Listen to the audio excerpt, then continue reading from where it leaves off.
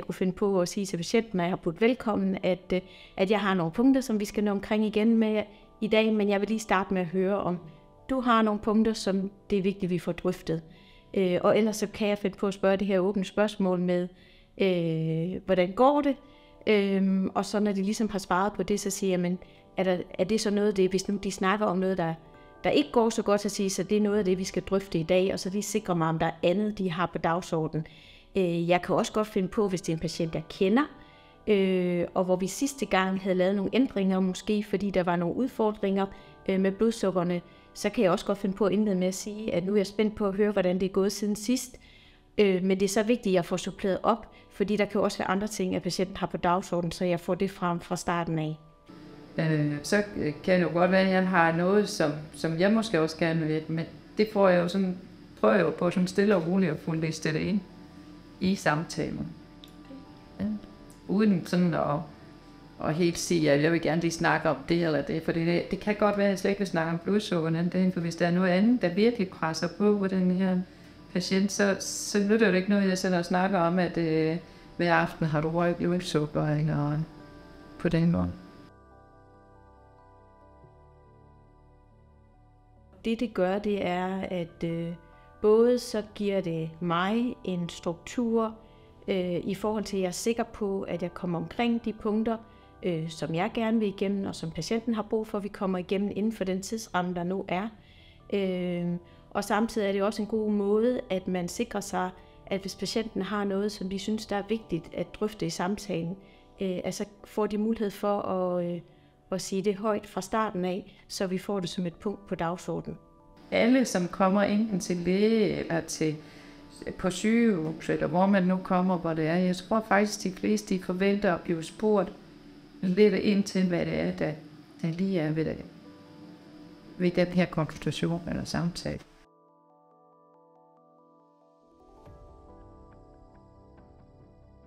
Jamen, jeg tror egentlig, at jeg altid har brugt det, fordi da jeg læste medicin, så var det faktisk en del af uddannelsen, at man blev uddannet i hvordan man skaber struktur i samtale. Den gode samtale arbejder de studerende også med ude på UCL. Så der har jeg jo også arbejdet med den sammen med de studerende igennem mange år.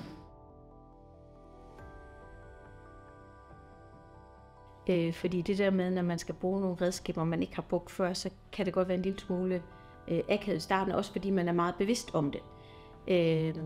Og det bliver nemmere, når man har brugt noget flere gange, fordi så gør man det ubevidst.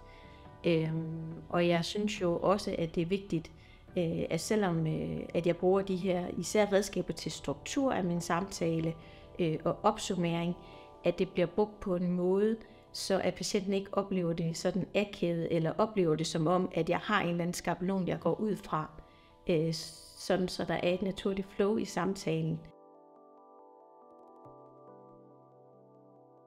Jeg tænker jo, det er jo altid en god idé at snakke med en kollega. Det er da også for mig at gå ind og snakke med en kollega og så sige, jeg står med den her udfordring, eller den her opgave, eller hvad det må være.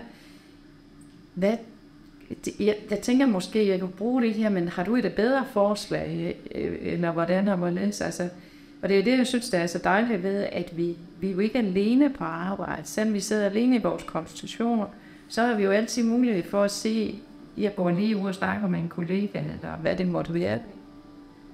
Hvis man så nogle gange går i hårdknude, så kan det nogle gange være rart at drøfte.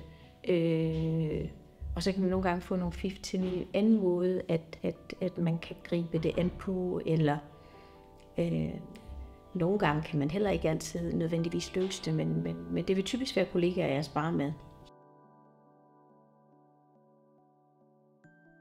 Som sagt har jeg haft en gang, som virkelig fik åbnet. Jeg tror, han snakkede en halv time eller sådan noget, hvor det bare var virkelig, at han fik luft.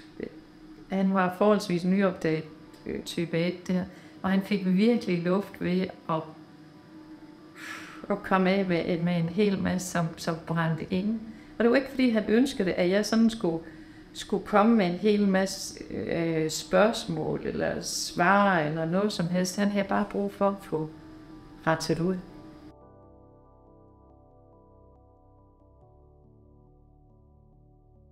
Så på den måde synes jeg, at jeg oplever, at det både er en hjælp for mig, og jeg tror også, at patienterne føler,